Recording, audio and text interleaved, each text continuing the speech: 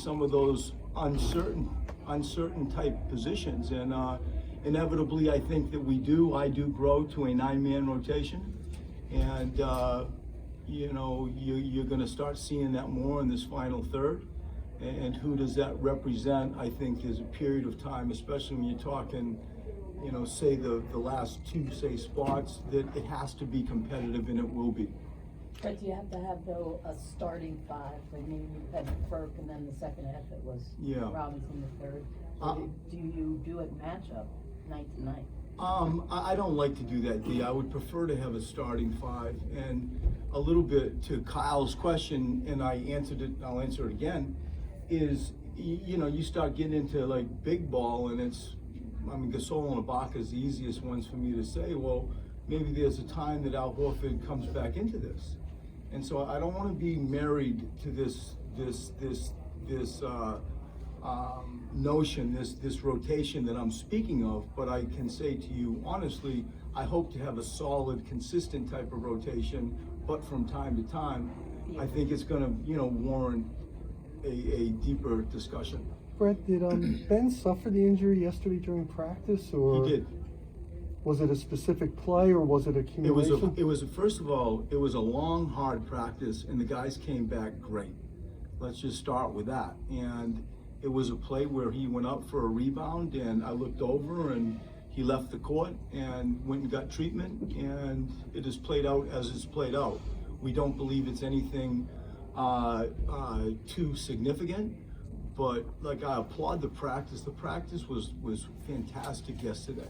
One of the best practices we have had. When you come back from an all-star break, you're never really too sure what to expect, and the guys came back just beyond excellent, like really focused. And Ben experienced that situation then. But I know you get into analytics, and so I just want to throw these numbers at you and get your opinion of it. Is with Embiid shooting a three. Yeah. So you guys are 8-11 when he attempts 4 or more 3-pointers.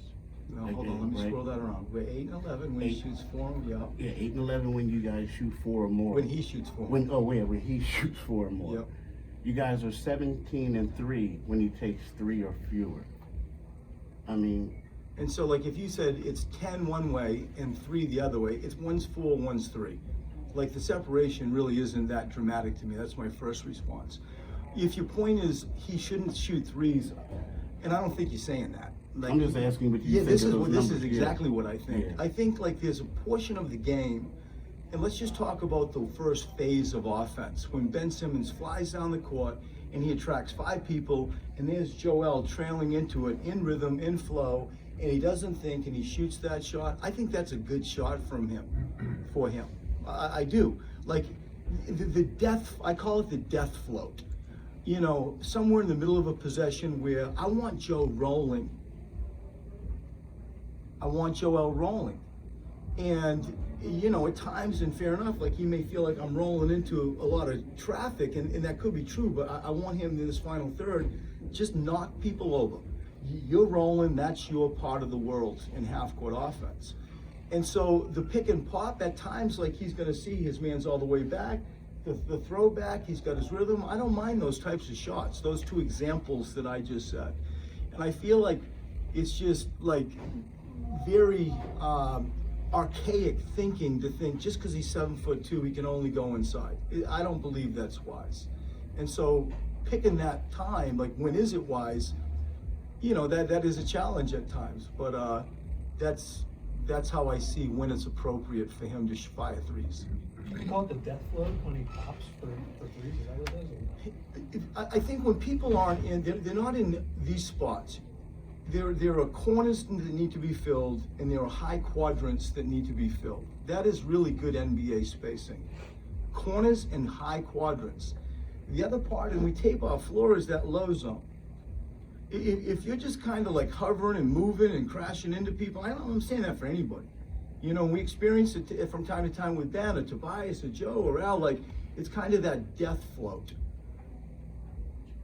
That usually doesn't produce anything in my eyes good.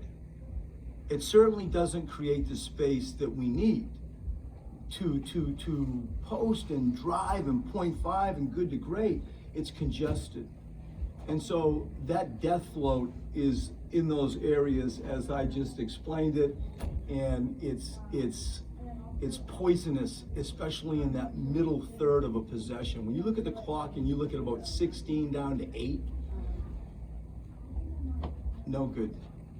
Ben Simmons, Kyrie Irving, Kevin Durant, all perennial All-Stars, all not playing tonight. Simmons, Durant, and Irving. Yeah. Curry and Lillard also not playing. Is the injury epidemic getting worse in your opinion? And is it at the point where the league really needs to do something more drastic than load management rules? I mean, I don't. I mean, this is my 20th year in the league, and I feel like my reference point is pretty good. I don't think that the league needs to do anything. I do think we play a lot of games. I do think the density sometimes and how many games you play, it's challenging. But that's why we're not playing in the EuroLeague. Like it's a different mindset. It's a different physicality. It's a different endurance to sustain NBA schedules and the NBA life, like the road travel, all that type of stuff. I can't point to anything other than that as it relates to the injuries. I feel like in my days it's been happening and happening. I don't feel like it's any more or less, but I do concede the NBA is a different league and than all the other leagues in the world, basketball leagues in the world. I'll ask you.